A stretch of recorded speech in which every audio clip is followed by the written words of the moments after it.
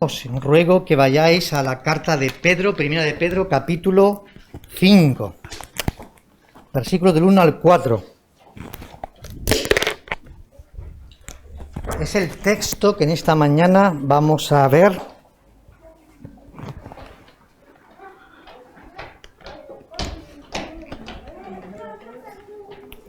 Primera de Pedro, está en pantalla, ¿verdad? Capítulo 5, del 1 al 4.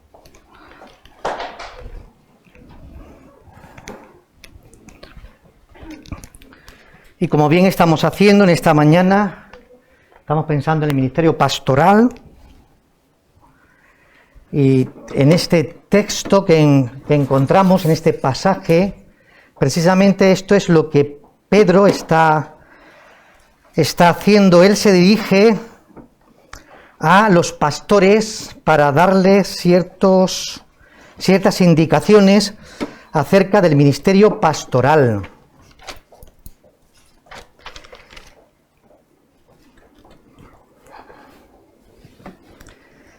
Pues Señor, abrimos nuestros labios, abrimos nuestros corazones, abrimos nuestras mentes a la obra perfecta de tu Santo Espíritu y te rogamos que nos ayudes a todos los presentes a ser partícipes de este mensaje para desafío, para edificación y sobre todo para la honra del buen pastor y del príncipe de los pastores. En el nombre de Jesús, amén. Pues hermanos, decía esto, ¿verdad? Que en esta mañana estamos hablando de ministerio pastoral y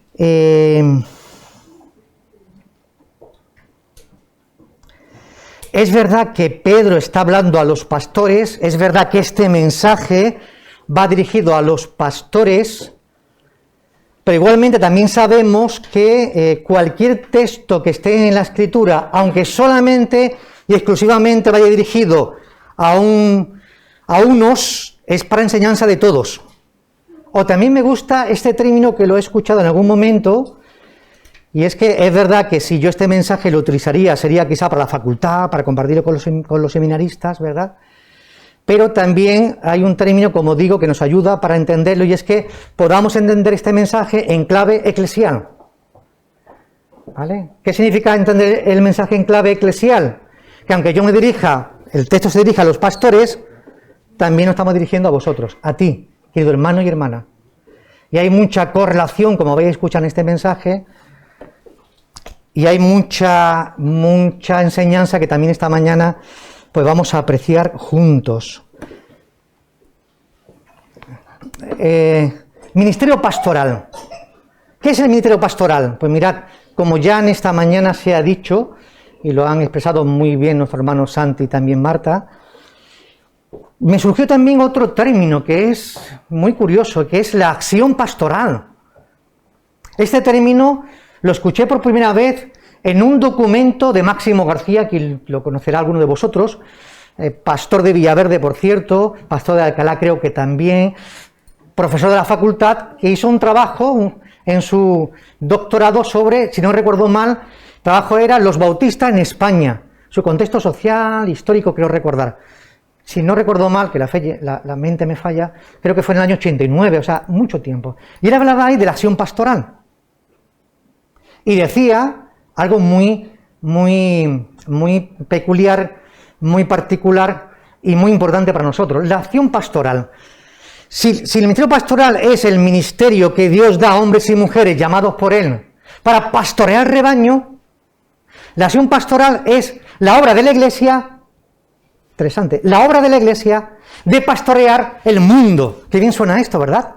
Es decir, John Wesley, él dijo que su parroquia era el mundo. Él como pastor entendía que tenía que pastorear a los que estaban dentro de la Iglesia, pero también a los que estaban fuera.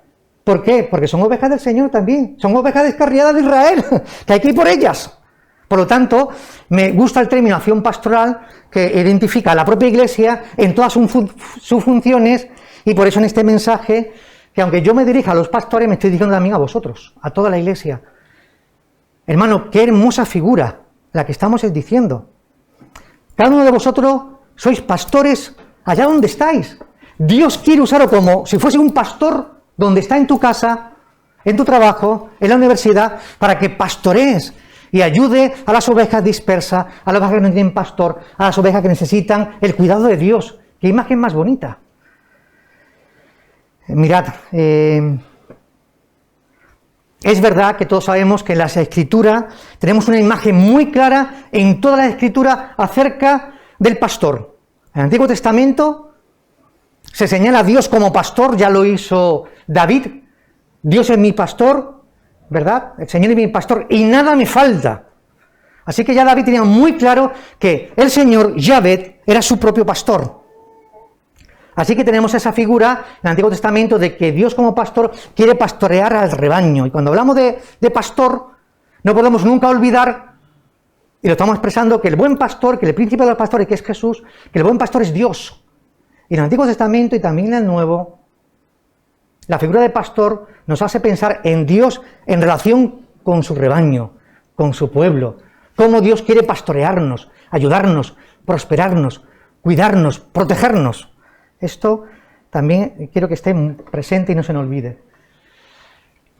En esta carta, dos preguntas que lanzo que voy a contestar, ¿verdad? ¿Quién escribe la carta? ¿Y qué contiene esta carta? Claro, si yo quiero contestar qué contiene o quién escribe esta carta, la está escribiendo Pedro. ¿Qué sabemos de Pedro? Por la Escritura sabemos de Pedro que primeramente recibió un llamamiento, vocación. Yo quiero llamarlo, Pedro recibe un llamamiento, vocación para ser evangelista. No voy a leer el texto, voy a decir algunos textos, pero podéis tomar nota si queréis. Marcos capítulo 1, Jesús le dice a Pedro, Pedro, te haré pescador de hombres.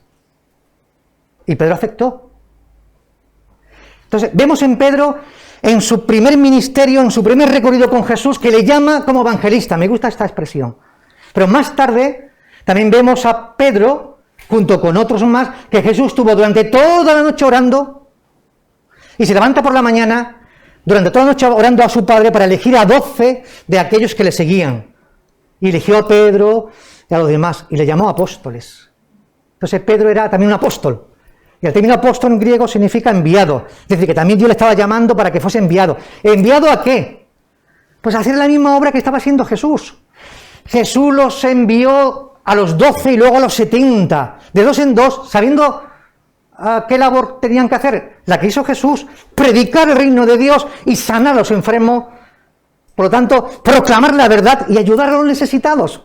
Era la misma tarea que Jesús hizo, le encomendó también a Pedro. Pero luego tenemos también, ¿verdad? Tenemos también, en otro momento, cuando, que había hecho referencia, cuando Jesús se acerca a Pedro, ¿verdad? Y le dice en Juan capítulo 21, Pedro, ¿tú me amas? Señor, tú sabes que yo te amo. Pues entonces, pastorea mis ovejas. 3 veces le repitió Jesús la misma pregunta. Pues entonces, apacienta mis corderos. Interesante. Ovejas y corderos. Me llama la atención, porque este cambio, claro, Dios le estaba diciendo, Jesús le estaba diciendo a Pedro que pastorease a las ovejas del rebaño, y los corderitos son a los nuevos creyentes. Es muy interesante, ¿verdad? También los nuevos, Pedro. También te llamo a ti para los nuevos, que hay que pastorearlos, que hay que cuidarlos. Entonces tenemos a un Pedro que es llamado, me gusta el término, como evangelista, como apóstol, pero también como pastor. Pedro, pastorea mis ovejas. Pedro, cuida y apacienta mis ovejas. Por lo tanto, Pedro tenía muy claro que era pastor, llamado por el Señor para esta obra.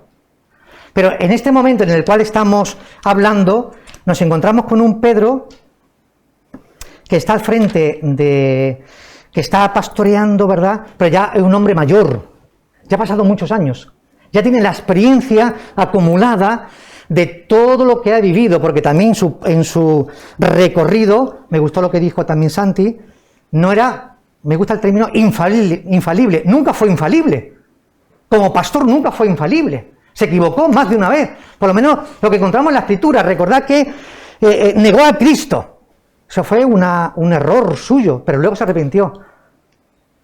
Pablo le tuvo que llamar la atención delante de todo el mundo, porque resulta que se congregaba con los judíos, ¿verdad?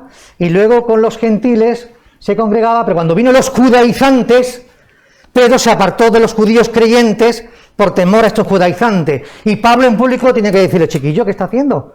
¿Por qué hace eso? Entonces, no era infalible. Los pastores no son infalibles, tampoco los creyentes son infalibles. Tenemos un ministerio, tenemos una tarea que lleva a cabo, ¿verdad? Y en esa tarea estamos trabajando para el Señor. Muy bien, vamos entonces al versículo 1. Primera de Pedro, capítulo 5, versículo 1. Dice Pedro, ruego a los ancianos que están entre vosotros, yo, anciano también con ellos, y testigo de los padecimientos de Cristo, que recibiré la corona de gloria. Interesante. Valiente afirmación de Pedro. Una afirmación bastante interesante. Cabe decir aquí, y tenemos que recordar que aquí el término anciano, en término griego, no significa persona mayor. Aquí anciano significa una persona que es líder, que está al frente de la congregación. De hecho, en todo el Nuevo Testamento encontramos 3 términos para el oficio de lo que hoy llamamos ministerio pastoral. Y es anciano, o es obispo, o es pastor. Anciano en griego, presbítero. Obispo, el término episcopo. Y pastor, el término poimen. 3 términos, repito, que señala el mismo oficio, lo que hoy hace un pastor. Pastorea, supervisa, preside, alienta, ayuda, etcétera, etcétera, etcétera. Aquí el término anciano se refiere precisamente a que Pedro se está dirigiendo a los pastores de quien recibe este mensaje, ¿verdad? Y por lo tanto vemos que aquí Pedro que dice, ruego a los ancianos que están entre vosotros, yo también anciano con ellos, se está identificando con ellos y no se coloca por encima de ellos. Es muy interesante porque lo que hace Pedro es colocarse al mismo nivel, pero le llama y le ruega que tome en consideración lo que Pedro está diciendo. Tiene experiencia acumulada, ha sido llamado por el Señor, es evangelista, todo lo que queráis decirle. Esto es muy interesante, ¿verdad? Y se identifica, por lo tanto, con los pastores, pero también hay un aspecto de solidaridad. Y él expresa, muy acertadamente, testigo de los padecimientos de Cristo. Pedro ha sufrido mucho por amor de Cristo. También los pastores sufren mucho por amor de Cristo. Recordad aquí la clave eclesial. No quiero siempre aplicarlo, porque no es mi idea, ¿no? Pero si yo digo que los pastores sufren por amor a Cristo, estamos también diciendo en clave eclesial que los cristianos también sufren por amor a Cristo, aunque no sean pastores. Y lo sabéis, ¿verdad? Que por nuestra fe en Cristo hemos sufrido de familia, de exteriores, etcétera, etcétera, ¿vale? Bien, así que Pedro se identifica porque ha sufrido y se identifica con los pastores, ¿verdad? Y también dice que va a recibir la corona de gloria.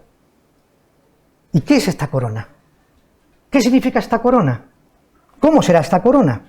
Bueno, esta corona tiene que ver con algo que Dios nos quiere entregar.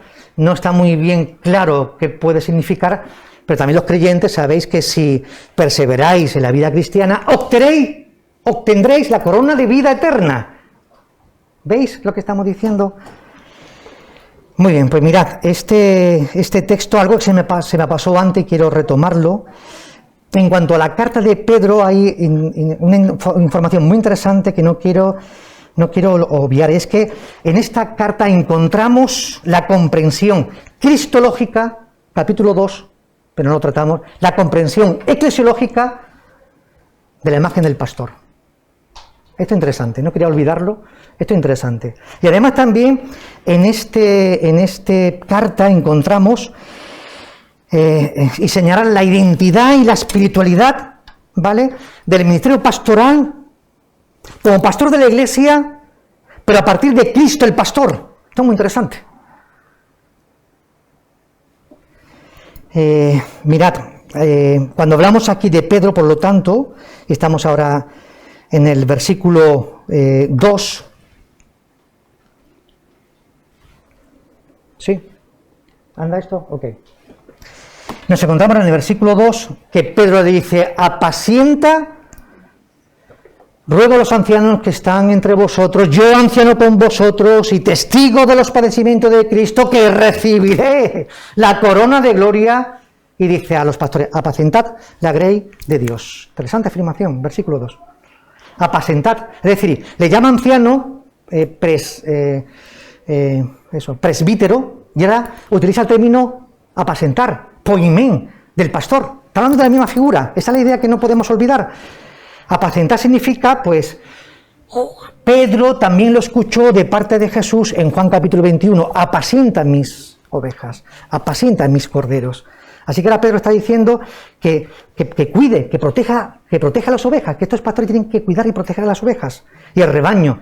Aquí el término grey en griego significa rebaño, manada, el grupo de creyentes. Y siempre hay una frase que nace y que sale, una frase que yo creo que impacta en nuestras vidas, ¿verdad? Y es aquella frase del buen pastor que nos dice a todos nosotros: manada pequeña, no temáis. Interesante. Manada pequeña, no temáis, que a vuestro Padre le ha placido daros el reino. Qué cosa más bonita, ¿verdad? Que el buen pastor nos diga: manada pequeña, no temáis, que a nuestro Padre le ha placido daros el reino. Ser poseedores del reino de Dios, participar del reino de Dios. Qué cosa más bonita. Que está entre vosotros, dice Pedro, ¿verdad? Es decir, que lo que estamos aquí encontrando es que Pedro, que es pastor, pero también es una oveja. Pedro es una oveja del Señor, que también necesitaba los cuidados del Señor. Pedro estaba en medio del rebaño, era pastor, pero también era oveja. Era una oveja. Y una oveja que fue seleccionada entre las ovejas para ejercer una tarea distinta a las demás ovejas, pero fue por llamamiento divino. También había hecho referencia a esto, ¿no? O sea, nadie puede ser pastor si no es llamado por el Señor, y si lo es y no es llamado por el Señor, luego hay tantos problemas, hay tantas dificultades, hay tantos obstáculos en el camino, que de eso nosotros sabemos mucho. Y la clave en que un pastor pastoree un rebaño y un rebaño se deje pastorear, y la clave entre pastor y oveja, creo que lo digo ahí, ¿verdad? El binomio. Hablo de eso, ¿verdad? Binomio, pastor y grey. Me gusta ese término. Es decir, esa es la clave para que haya en una iglesia con un pastor o pastores y una iglesia haya crecimiento, haya desarrollo. Este es el modelo. ¿Sabéis cuál es el modelo? Lo he dicho alguna que otra vez, el modelo, y que me encanta, es el modelo como el matrimonio. El modelo de respeto y de lealtad. Uno se respeta al otro y el otro se respeta al otro. Y hay lealtad entre ambas partes. El pastor respeta a su iglesia y la iglesia respeta al pastor. El pastor es leal a su iglesia y la iglesia es leal al pastor. Interesante, ¿verdad? Igual que el matrimonio. Cuando yo he predicado y me han llamado a predicar, lo recordará Azucena en la iglesia de Arganda y en otra iglesia, cuando me han llamado a predicar sobre el ministerio pastoral, tengo la figura siempre del matrimonio. Es como un matrimonio. Hay un tiempo de conocimiento y luego decidimos estar juntos y estamos juntos y nos unimos, si Dios quiere, para toda la vida. Para toda la vida. Para toda la vida. Para llevar a cabo el ministerio. Y hay una relación de igualdad. Sí, creo que también lo ha dicho. El pastor aquí no es el cabeza de la iglesia, no es el que más manda. Si Jesús lo dijo. Jesús era el buen pastor, el príncipe de los pastores, el que más mandaba. ¿Y sabéis cómo lo hizo? Cogiendo el lebrillo, y limpiándole los pies a los discípulos. Ejemplo de servicio y de autoridad. Cuidando de ella, dice Pedro, ¿verdad? Ese cuidado, el verbo cuidar tiene que ver con el término y el verbo de obispo, episcopo. Cuidando significa supervisando, mirando por las ovejas. Porque la labor del pastor es alimentar, es pastorear, es cuidar, es defender de los lobos. Esta figura es muy gráfica. De los lobos.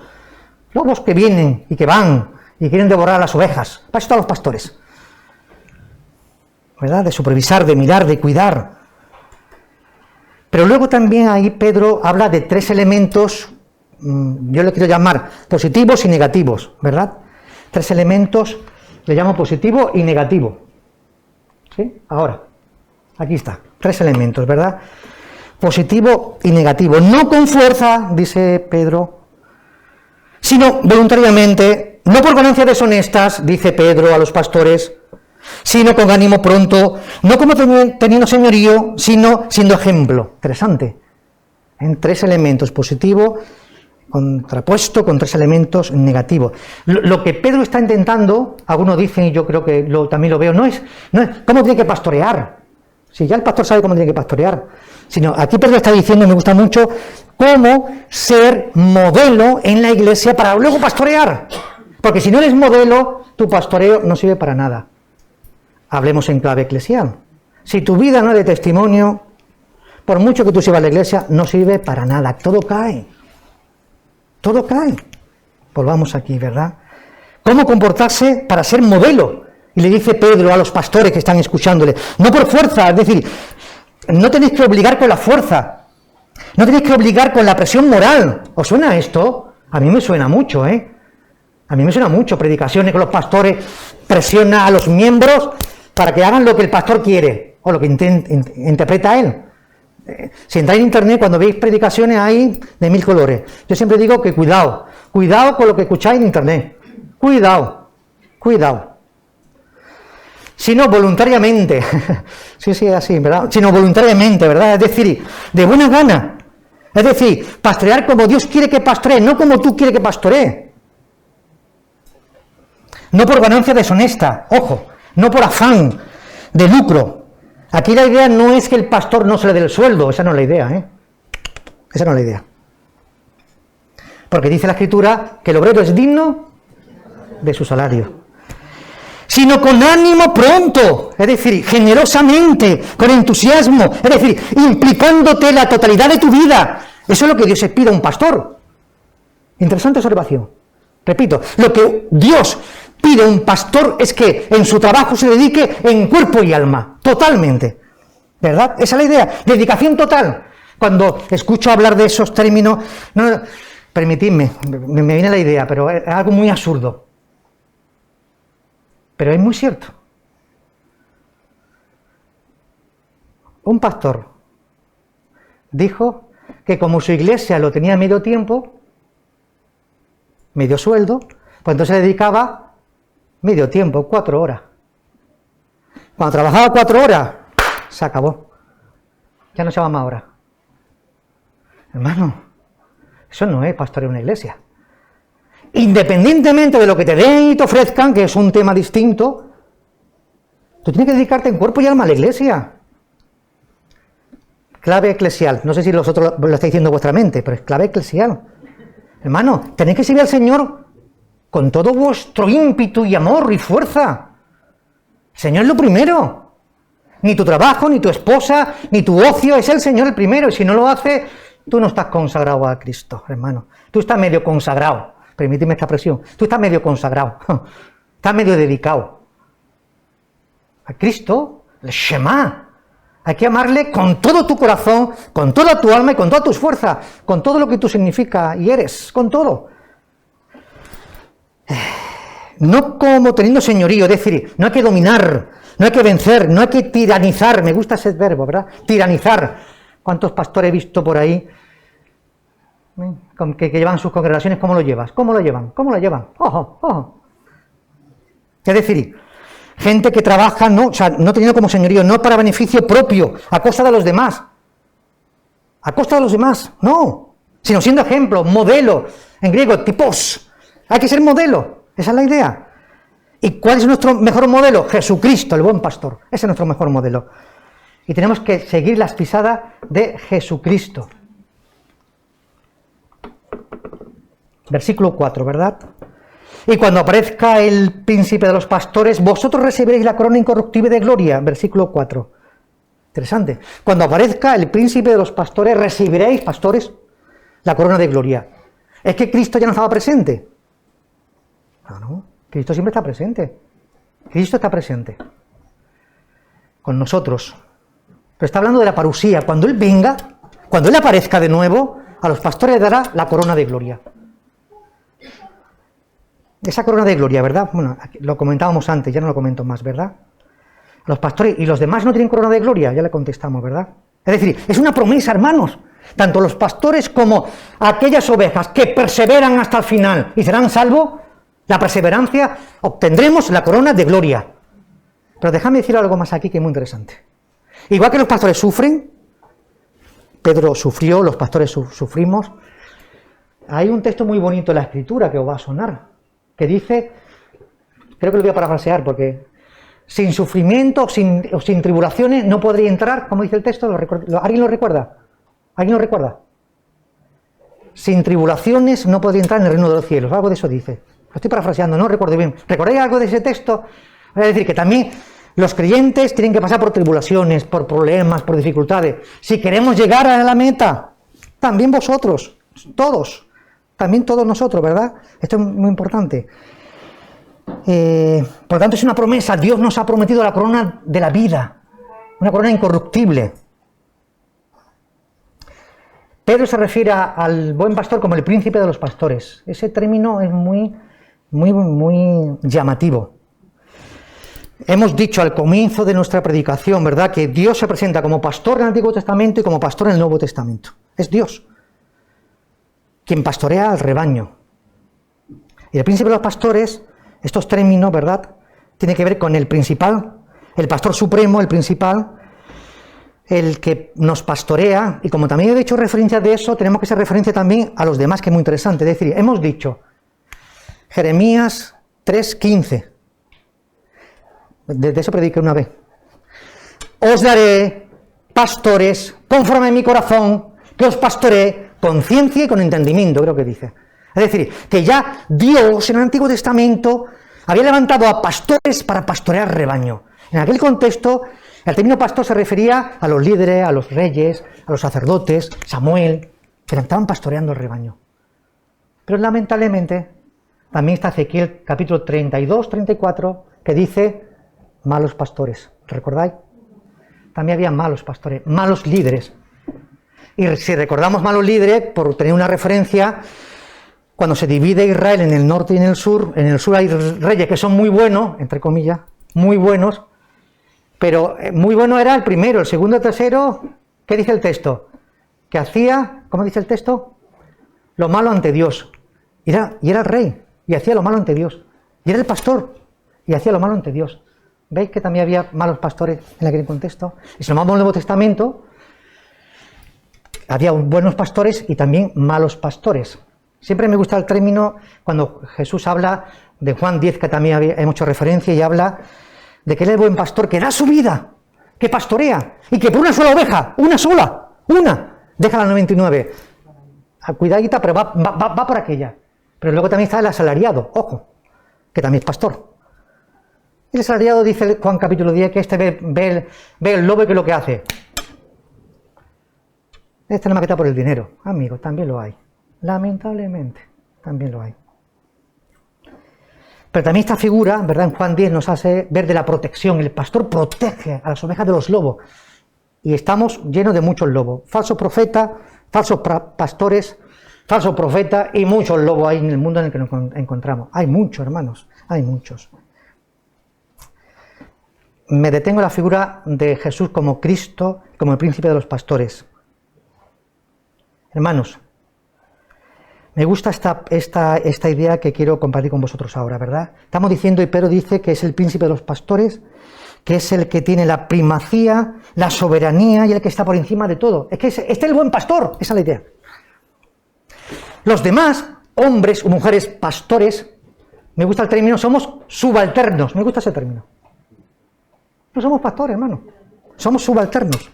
El verdadero pastor que te pastorea se llama Jesucristo. Es Él, Dios, quien nos pastorea. También los pastores necesitamos el pastoreo de Dios. Pero a mí me gusta el término, somos subalternos, es decir, estamos subordinados al buen pastor. Si un pastor de verdad llamado por el Señor no vive subordinado al buen pastor, su labor es nada, no tiene nada que hacer.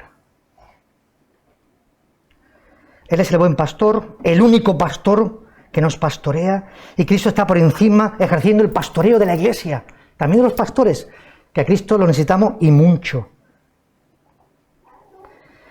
Y mucho, ¿verdad? Cristo como pastor. Cristo es el pastor del rebaño, pero también de los pastores. Necesitamos que Cristo nos pastoree.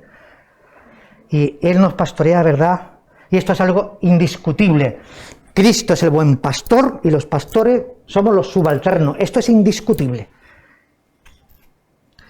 Mirad, de Cristo aprendemos, por lo tanto, los pastores, aunque no hablo a los pastores, de Cristo los pastores debemos de aprender su entrega sacrificial y su vida para servir. Filipenses 2, del 6 al 9, donde habla precisamente de la entrega sacrificial, y Marcos 10, 45, donde habla que Él vino no para ser servido, sino para servir y dar su vida en rescate de los pecadores.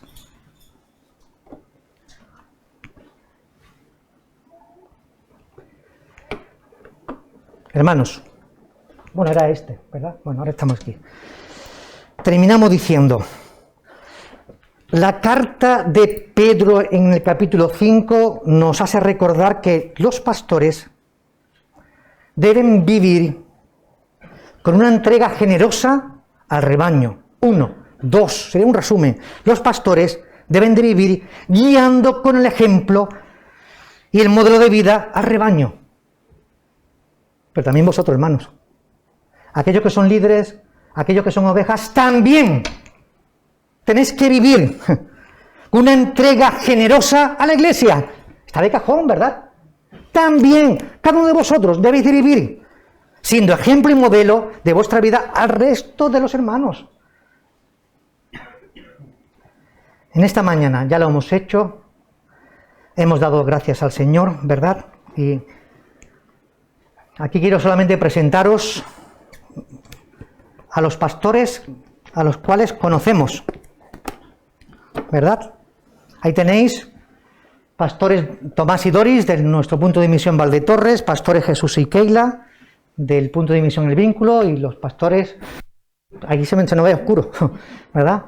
Así lo tenéis, ¿verdad? Estos son los 3 parejas pastoral a las que conocemos y a las que también queremos orar por ellos, ¿verdad? Así que voy a pedir que un hermano un diácono, quien quiera, un voluntario, se ponga en pie y pueda orar al Señor, pensando en el mensaje que hemos escuchado y también orando por Jesús y Keila y por Tomás y Doris, ¿vale? Un voluntario, un diácono, se pone en pie donde está, ora lo que Dios ponga en tu corazón, pensando en este mensaje que hemos escuchado, pero también dándole la gracia y pidiendo la bendición sobre la vida de Tomás y Doris y de Jesús y de Keila, porque ya nosotros hemos sido muy bendecidos por vosotros. Oremos.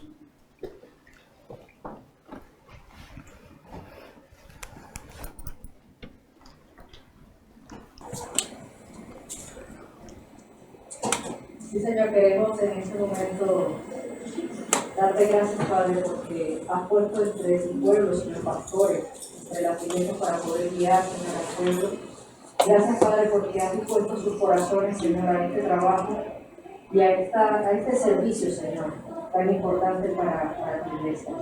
Padre, quiero pedir una bendición muy especial, Señor, por Tomás y Doris. Tú conoces, Señor, su corazón, tú conoces, Señor, sus necesidades. Señor, a veces creemos que los pastores no tienen problemas. Mucha gente cree que los pastores se las saben todas y muchas veces creen que los pastores no tienen ningún tipo de necesidades. Cuando sabemos, Señor, que no es así y que son tan humanos, Señor, como nosotros. Yo quiero pedirte que tú puedas ver en este momento los corazones, Señor, de Tomás y Doris y de Jesús y Keila, que tú puedas ver, Señor, los anhelos más grandes de su corazón, tú puedas ver, Señor, las necesidades emocionales, físicas, Señor, que puedan tener ellos, y que tú puedas proveer, Señor, cada cosa que ellos necesiten en cualquier ámbito de su vida. Dale fortaleza, Señor, dale fuerza en esta encomienda de trabajo, Señor, que ellos tienen. Sabemos, Señor, que no es fácil, Señor, pastorear. No es fácil, Señor, llevar a una iglesia con tantos hermanos y tantas personalidades y tantas cosas que vienen, Señor, y sobrecaen sobre los pastores. Padre, dale ánimo, Señor, cuando no lo tengan. Dale fuerza, Señor, cuando sientan que ya no pueden más. Señor, ayúdale, Señor, y anímale en cada momento. Te pedimos todo esto, Señor, en el nombre de Jesús. Amén.